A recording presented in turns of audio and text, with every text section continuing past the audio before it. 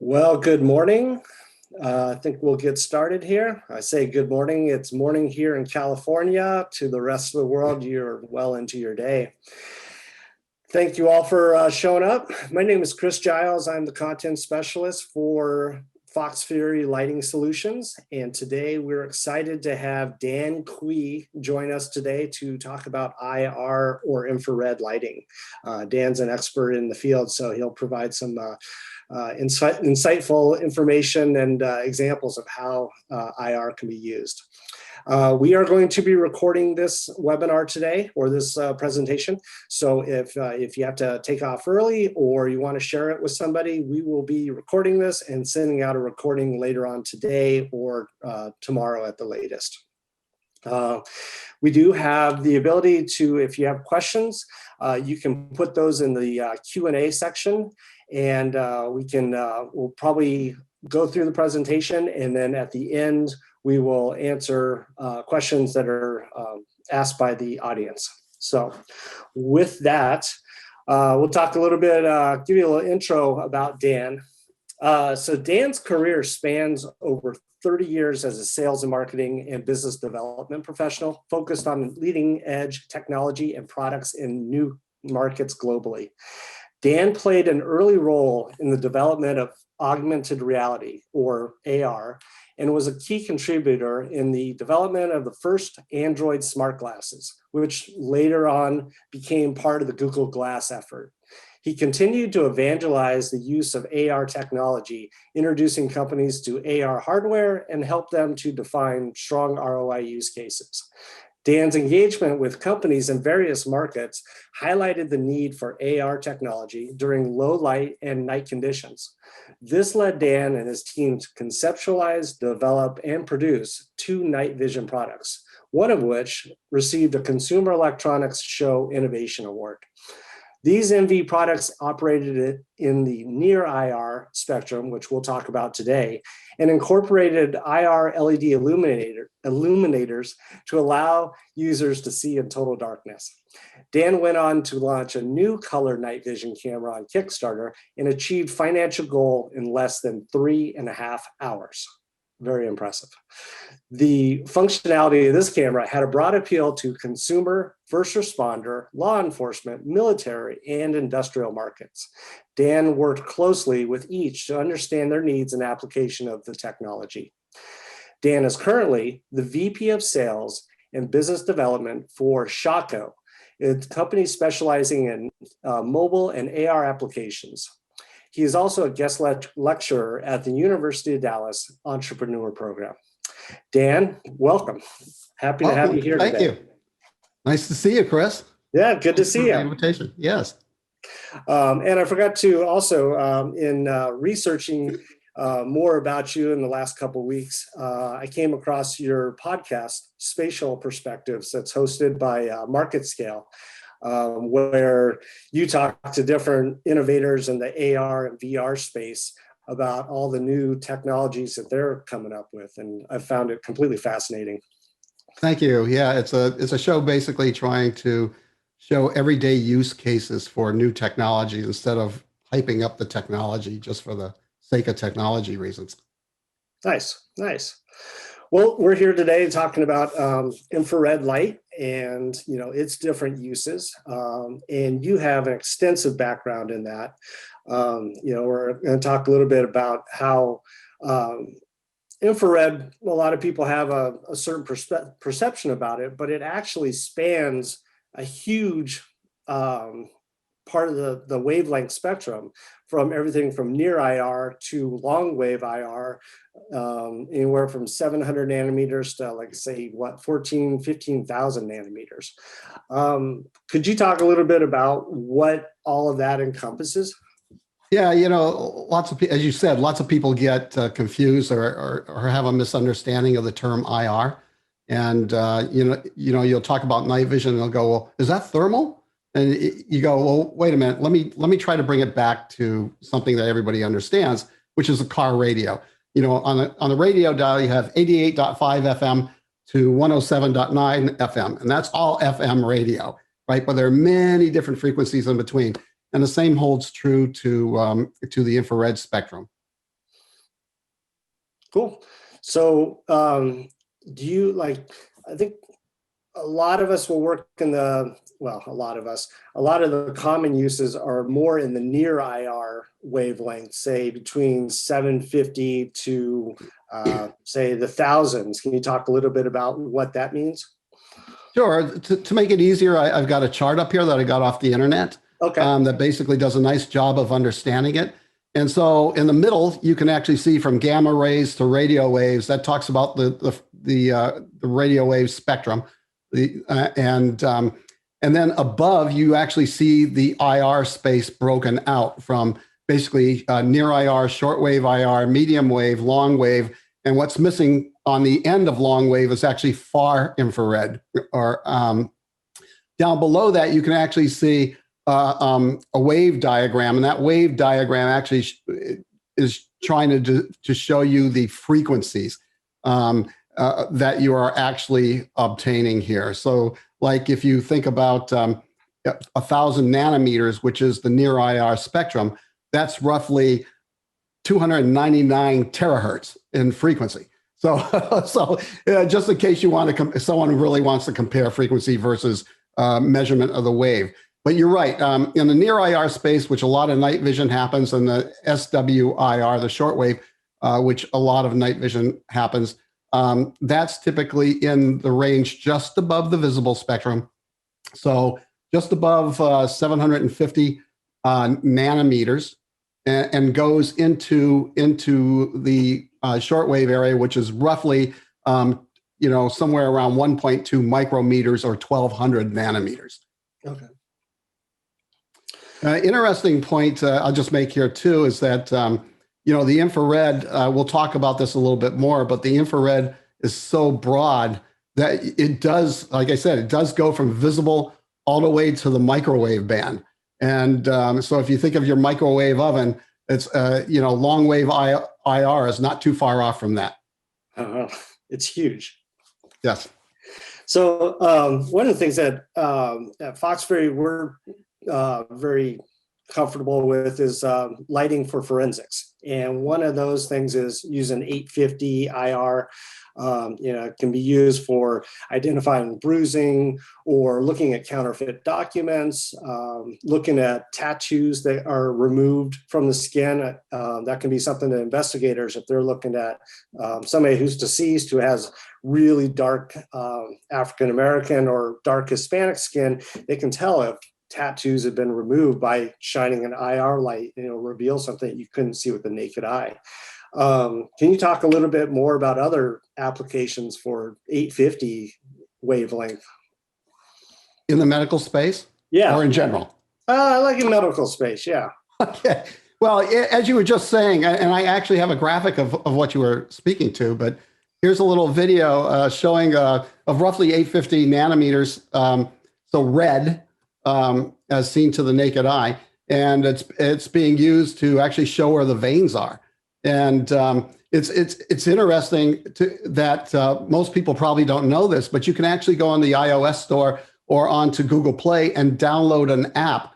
It'll try to use the camera light as a means of seeing the veins. It doesn't work so well. So if you pick up a nice 850 illuminator and shine it on your arm and use your phone to look at it, you'll be able to see your veins.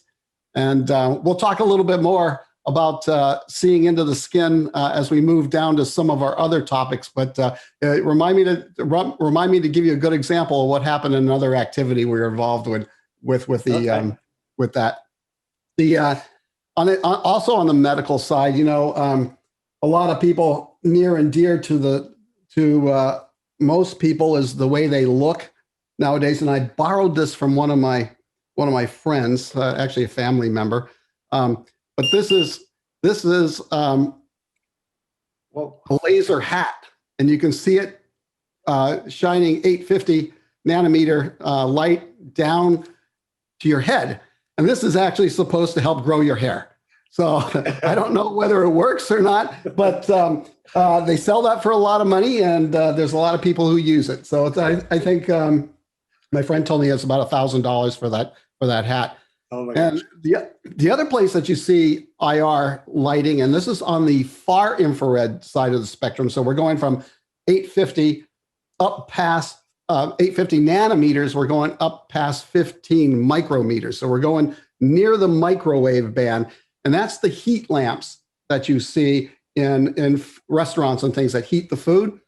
And what's unique about that portion of the infrared spectrum is that it actually penetrates the skin several micrometers, and it doesn't burn and doesn't heat up the air. So what happens is it provides heat to the inside of your body or your food without burning the outside. Now, if you moved up some frequency from that, just over that, you're into the microwave space, which then is going to cook your skin, right? So you don't want to confuse it with that. But obviously, there's a lot of medical use for heating of the tissue, and IR light is used to do that. Interesting. And as you talk about the medical, we work a lot with first responders, fire, EMS. It seems like there could be a potential application there for being able to analyze the skin, find veins, that type of stuff out in the field. Be interesting to explore that realm a little bit more. Yeah, it certainly is. The one thing I do want, while we were talking about medical, the one thing I did want to caution, though, is that, these devices, even though your eyes do not see them after you get up past 850 nanometers, doesn't see the light, your brain does. And so you need to be very careful about using IR lighting, or if you have a baby monitor, sticking that baby monitor 2 inches from your baby's face, because that IR light is affecting what your brain is in your eyes are seeing. So be very careful with IR lighting. And that's probably more important if you're talking about IR lasers. Anytime and that laser being more intensive light than an LED will be. Yes. And, and you started to get into some tactical conversations. I mean, IR lighting in the tactical environment, although it's not used as much as it should be, could be very beneficial. And I'll give you a good example of this. And this example is a real example from a law enforcement officer I met. They were using a night vision camera to capture a poacher being caught doing what he was doing. And this was in Florida, but so it was there was a moon out, and there was lots of light coming from shore. And you can see, the IR lighting tints the plants a little bit, this purplish color. And that's part of that is the chlorophyll's response to the IR light. But you can imagine if you had an IR illuminator on one of the boats and you were getting that poacher, he would light up as clear as day. You'd be able to see him just as clear as day, where right now it's still a little dark, even though it's pitch black out and you're seeing good color and good resolution here, you'd still be able to see him a lot better. Yeah. And he wouldn't see any illumination at all. You'd be in the dark. That's correct. And, that's why in a lot of tactical situations, IR illumination is important. I mean, think of a scenario like, you're an officer, you get out of your car and you have an IR illuminator and you have some sort of night vision capability. And maybe that's built into the car, not that they do it these days yet, or handheld, or wearable. But if there's a perpetrator out there, sneaking around in the darkness behind the trees and everything, as long as he thinks he's in the dark, he's going to continue doing what he wants to do. But you, as a law enforcement officer, can see him bright as day. So you can do what you need to do pretty safely and not get the perpetrator worrying that he's already been caught and getting nervous or pulling his weapon, that sort of thing. Absolutely. So, when you talk about, kind of transitioning into IR, we were talking about the 850 range, which, has maybe more medical or forensic applications. And as you move up the wavelength scale up to, say, 940, that becomes more of an invisible light, a near invisible. You can maybe see it with a camera. But can you talk a little bit more about how that 940 is being used with MVG for different tactical applications? Yeah. First, it's sort of important to understand a little bit about the technology, and then I'll try not to get too deep into it. But a typical night vision device, and I'll just show a quick video. And sorry if I keep looking to the side, but I'm looking at my switcher over here to bring up information. So here's a difference between Gen 3 and what they call Gen 4. There really isn't technically a Gen 4, but white phosphor has fallen into that category. So Gen 3 was the green phosphor that everybody's used to seeing, and the white phosphor, which is the new capability of night vision devices. It actually allows better resolution and clarity. Green was originally picked because green is comforting to the eye. It's, so if you're wearing it for long periods of time, your eyes don't get tired.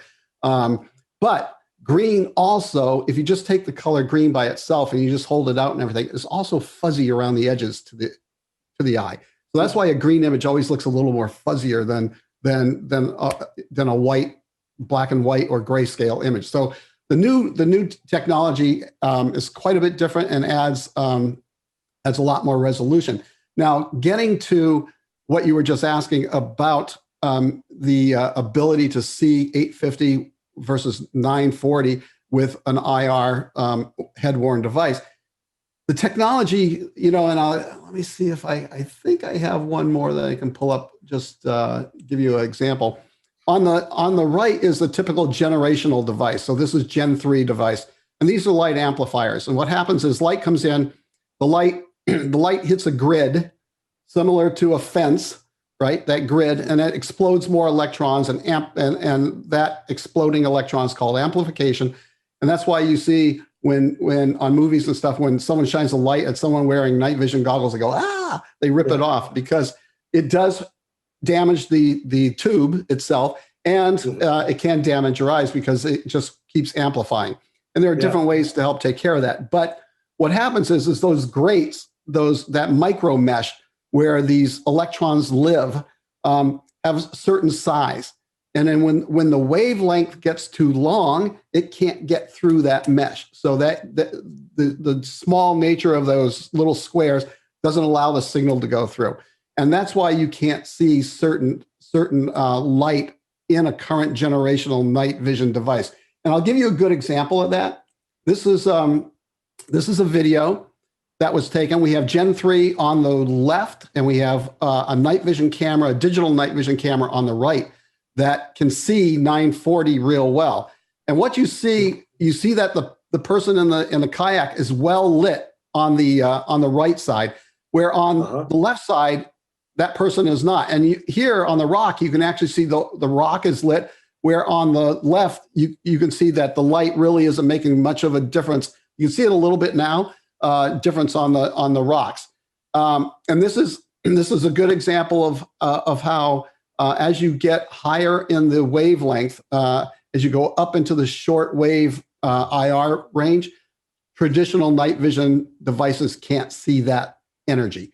Now, the military is working on new devices and new illuminators higher in the nanometer range, in the shortwave range, to compensate for this, and also have something that other countries don't have. So you'll see more of that in the near future.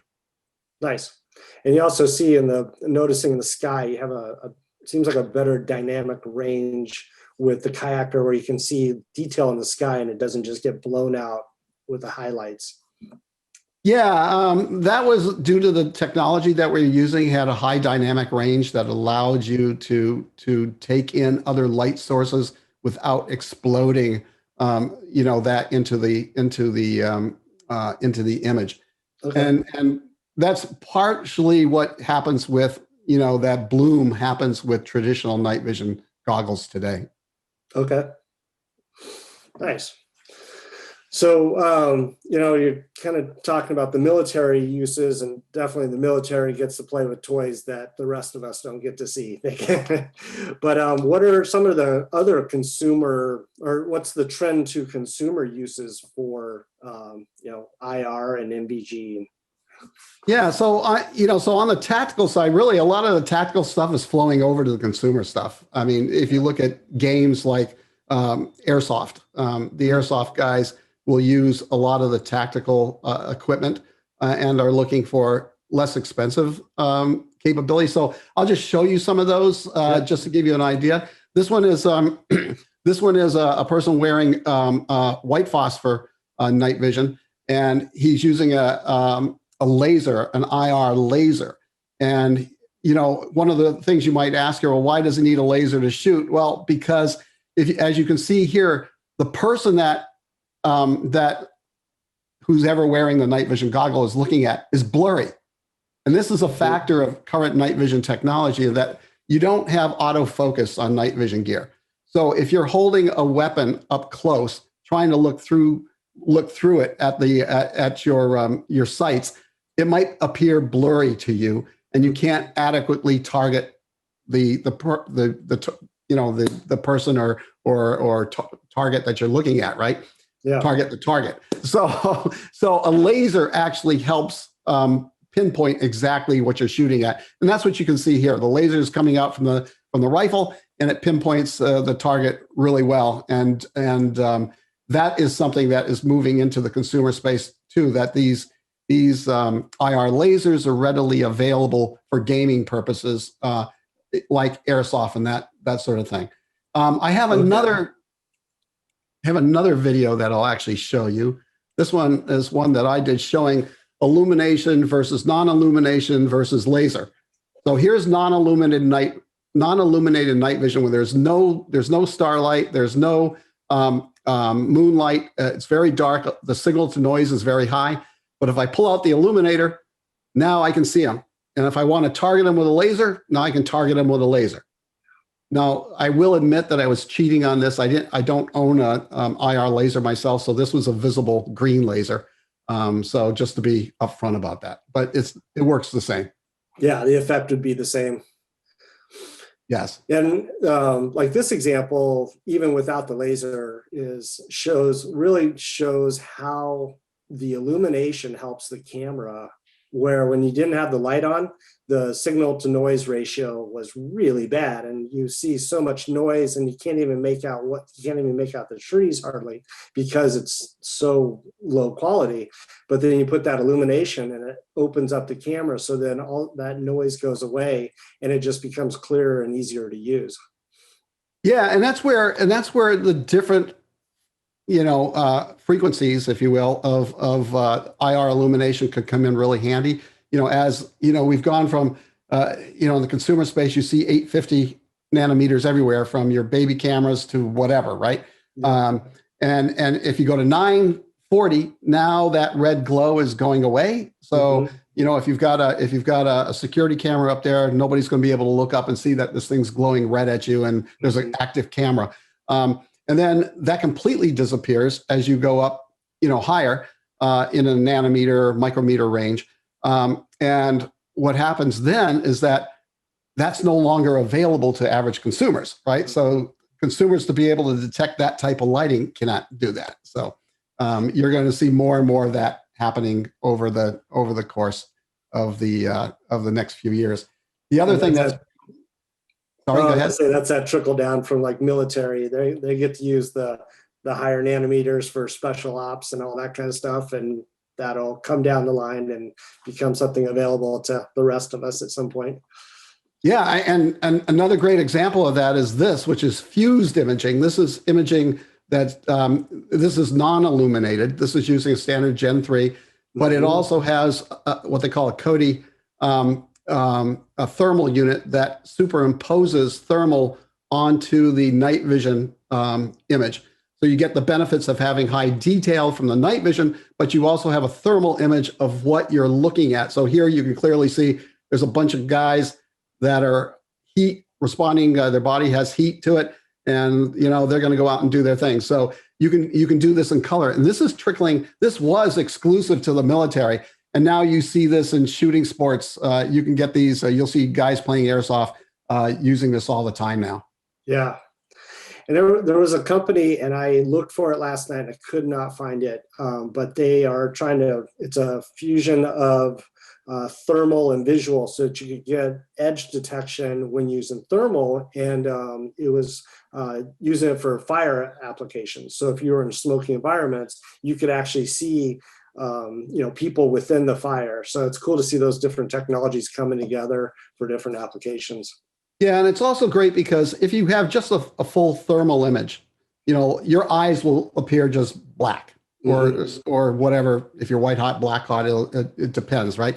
But with night vision and a thermal outline, you see all the details of the face or the body that you normally wouldn't get because of a thermal image. So it's becoming the fused imagery is quite attractive to a number of different user groups. And to kind of go back to the beginning, when you're talking about thermal, you're talking about the far long wave range or spectrum of IR, whereas the near is, you're kind of using both ends of the IR spectrum there, aren't you?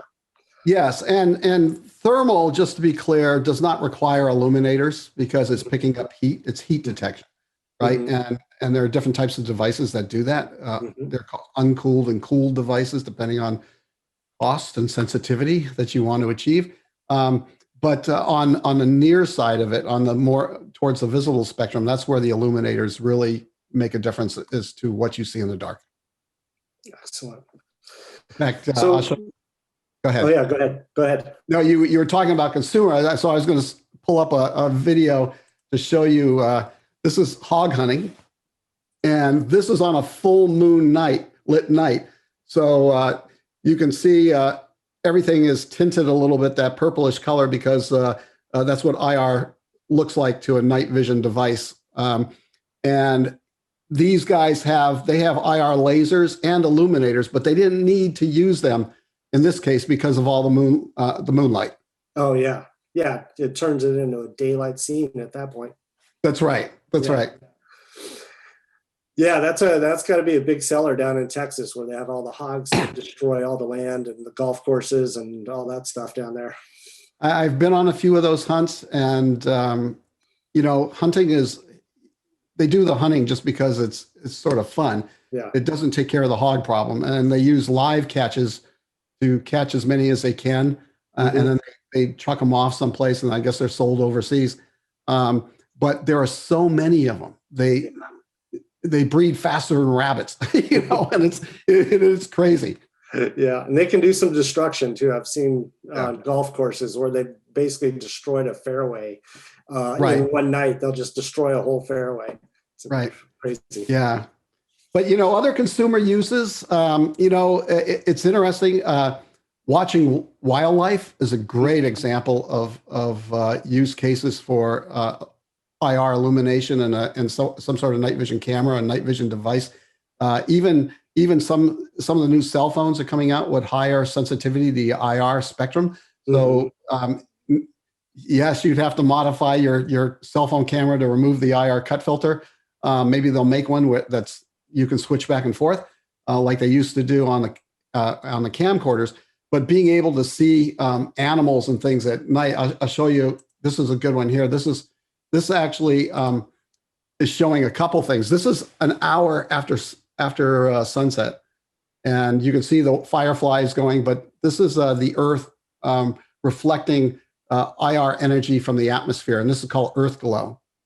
But being able to see animals at night with or without illumination would be really good for hikers, campers, the outdoor enthusiasts. Some other activities that you need IR illumination. This is a place I went to, met the owner of the mine and was talking to them about how they were running their tour groups. All night vision requires light of some kind. When there is absolutely no light, whether you're scuba diving in a cave under the ocean or whether you're in a terrestrial cave, there is no light coming in whatsoever. So you need either visible light or IR light. Having an IR device with you, illuminator, and some sort of IR goggle or camera is great because now you can look for animals that reside in the cave without disturbing them with the normal lighting.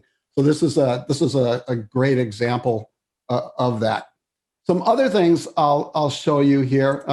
This is more on the hunting side. Again, some of you may know this guy.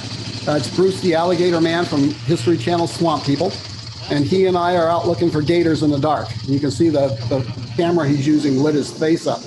But what's neat about using IR lighting illuminators, whether it's 850, 940, either one of those, even it could even be in between there someplace, is that you can actually see the animal's eyes without disturbing them. And I have a lot of deer on my property, and unfortunately I couldn't. The deer weren't around this night, so I had to use my dog to show you an example. But my dog's out there in the dark, and I'm going to turn on the IR light, and you see his lights light up.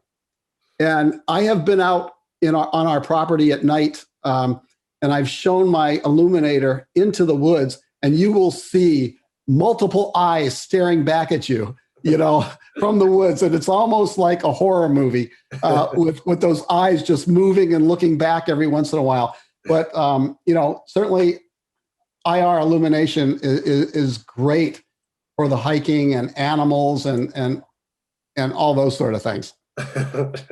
Yeah, it kind of awakens you to how many eyes are out there in the woods watching you every night.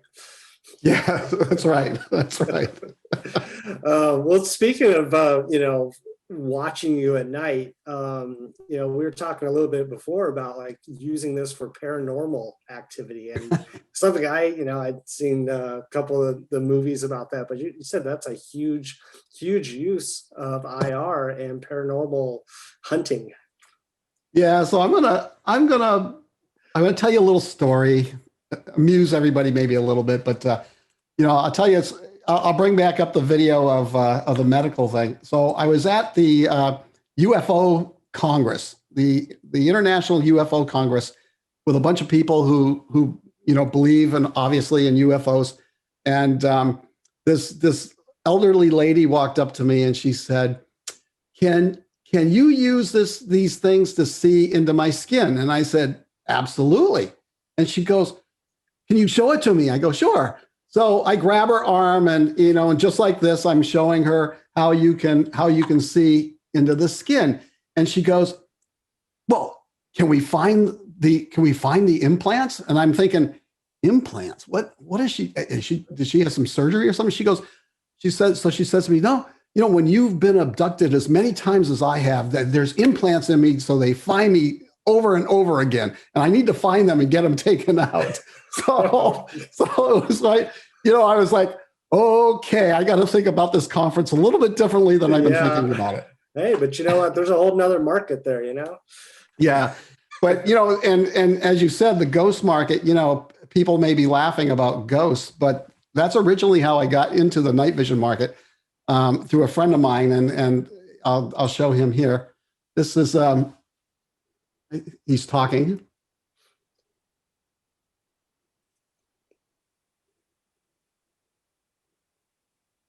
So I'm using an IR illuminator there to illuminate his face in the dark room.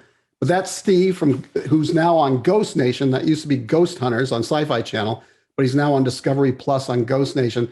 And when I first started looking at markets and target markets and that sort of thing, I never had an understanding how big the paranormal market is. I mean, it's amazing. There are thousands and thousands of organizations all over the country. Every city has a paranormal organization, and they spend lots of money, and they're not cheap about doing it.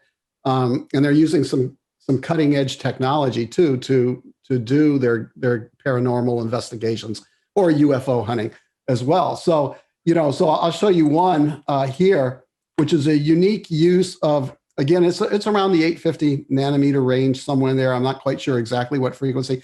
What's called a time of flight camera. And time, and you may have heard Apple is putting in a LiDAR camera on their new Apple. LiDAR and time of flight are almost similar, except what a LiDAR does is actually pulses out and measures distance.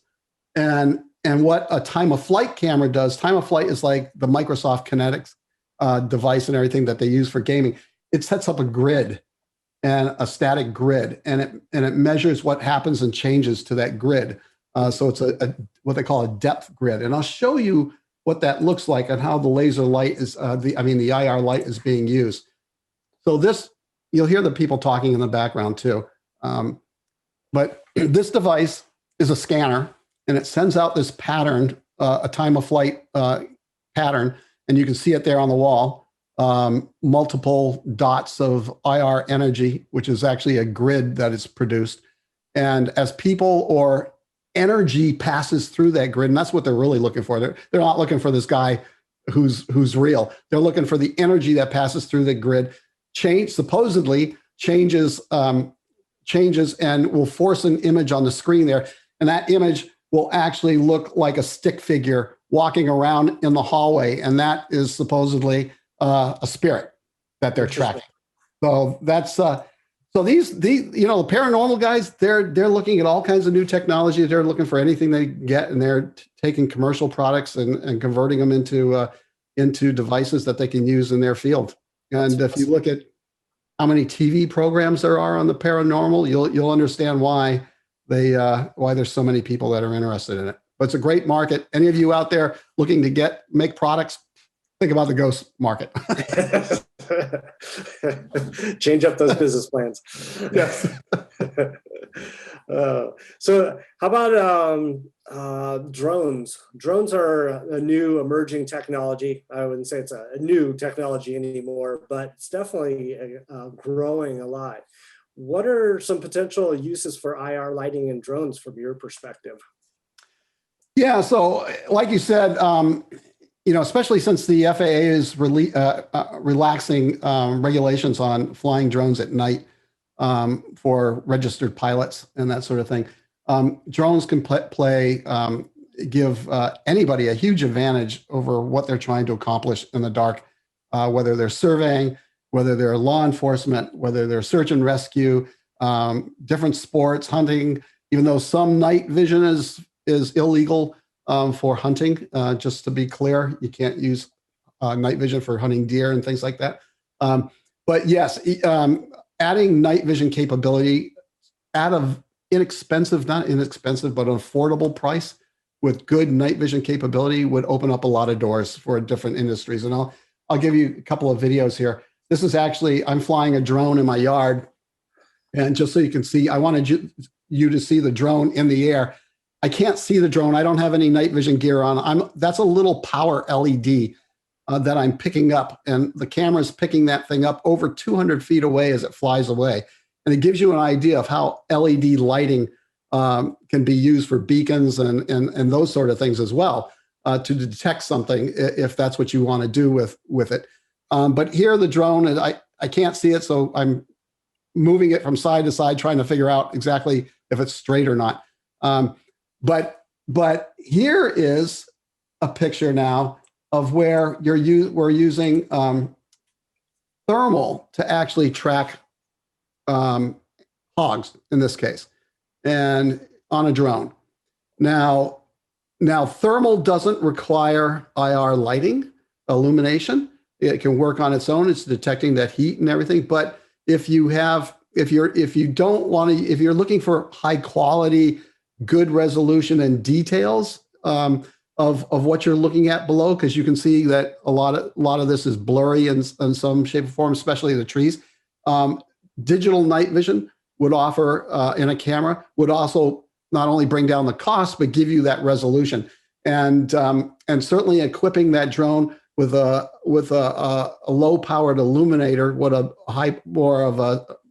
a better sensor would be advantageous for anybody that's having to do that. We've actually, my partners and I have actually built a couple of cameras that are capable of doing that and being loaded on drones that are highly sensitive, low cost, and with a little bit of illumination will light up the ground like daylight. Wow. That's exciting when you start putting those different technologies together. Oops. Like that. And when you were talking about the drones, talking about like a beacon, and watching the animal footage going through there, we've worked a lot with law enforcement, and we see how they're using IR tools as beacons, so that a drone could be providing like an overwatch. And if you've got officers walking through a crowd or in a crowded area, they could have a small little IR beaker beacon on their, say, their shoulder or something, and you could tell where they are in a huge crowd without actually being seen, or having some bright light or some obvious signal going on. So there's definitely some advantages there for law enforcement. Yeah, I do want to answer. I see a question up on here, and I just answer it while we're on the subject. Someone asked about LiDAR and being used on a drone, and certainly that is possible. I'm still trying to maybe understand the need for LiDAR. And maybe I'm because I'm not familiar with LiDAR being used in the air these days. I know they do it for mapping of the Earth.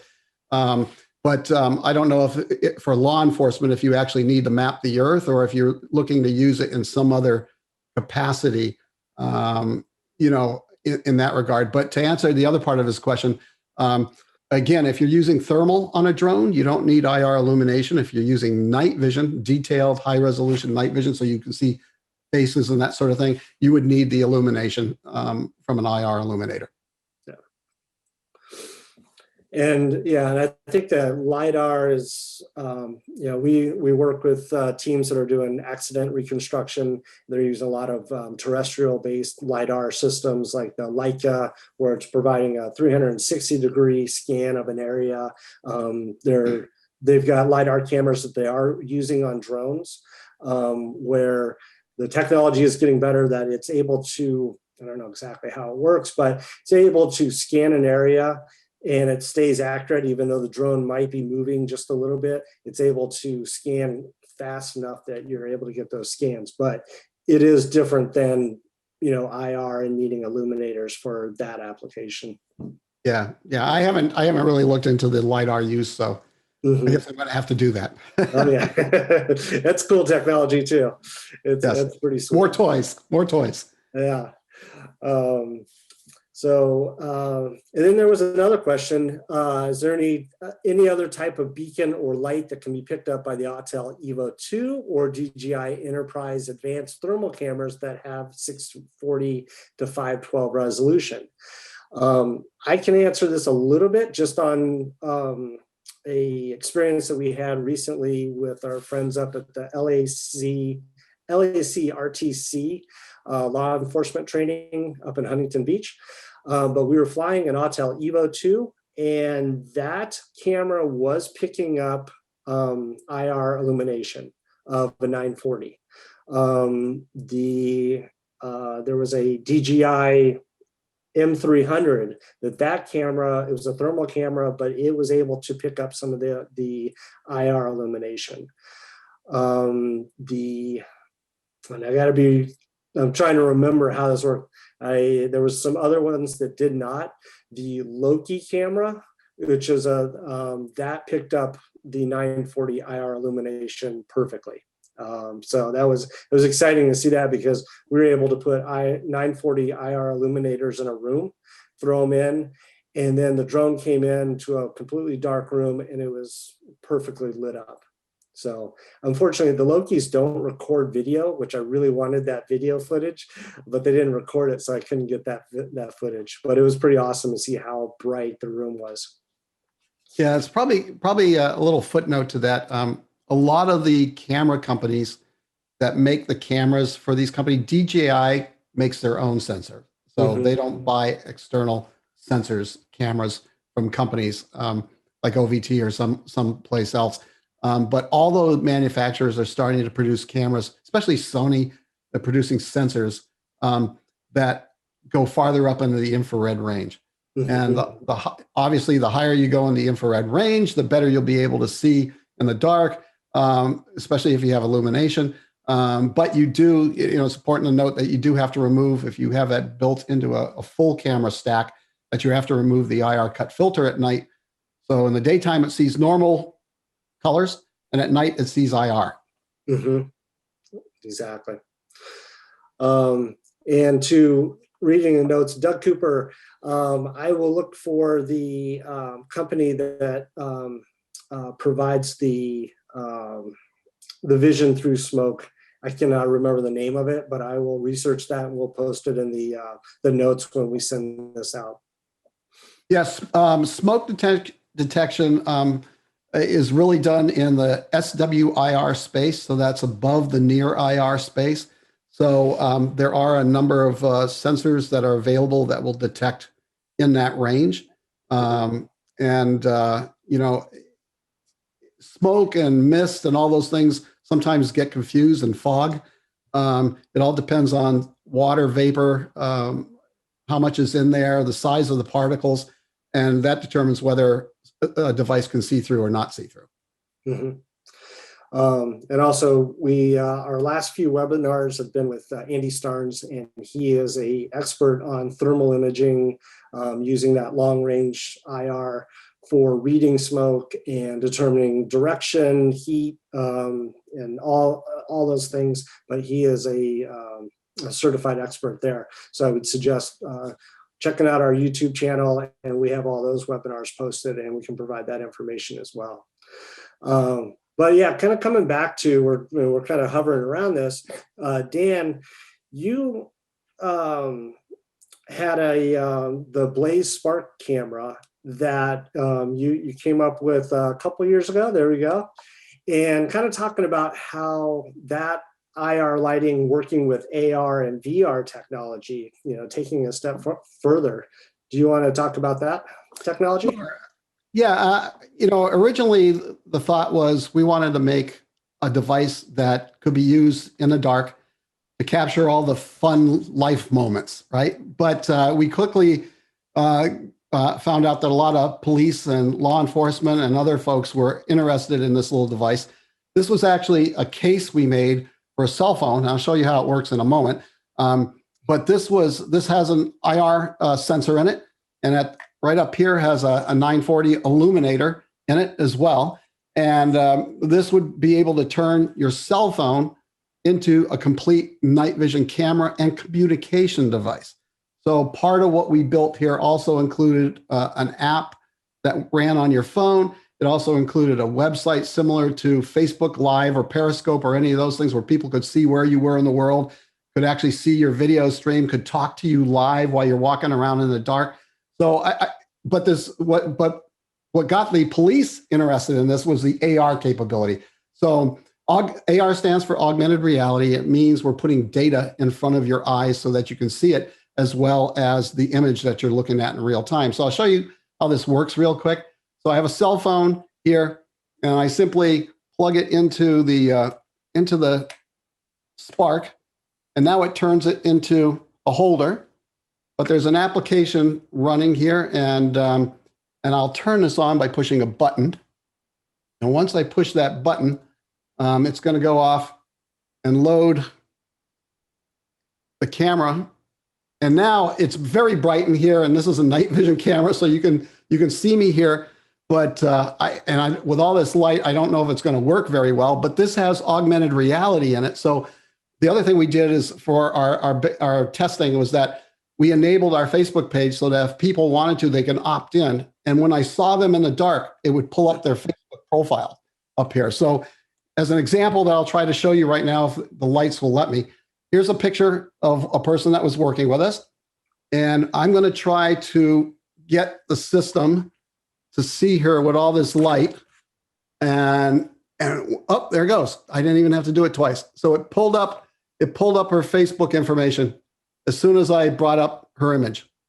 So you can imagine law enforcement people that we talked to said, well, can we have that software running in our environment? And can we get these devices so that when we're out there, we can hold this up, and if we see someone out there, it's going to recognize them and it'll pull up their criminal profile. So that was some of the discussions we were having with the use of augmented reality and these types of tools availability. Wow. Wow. And then when you start going into the AR and then the VR realm, the sky's the limit. You know, like you know all about what different technologies that everyone's putting together, and it's just a matter of time before all that is at our fingertips. Yeah, it really is. Emerging tech is pretty remarkable. You know, and some of the work that I'm involved with now and the company I work for, we're we're looking at that emerging tech and how it actually can help, people on an everyday basis, and not just be, a lot of the AR stuff that you see out there right now is for fun and games on your cell phone, but to have something that's very useful, is really important. Say, for instance,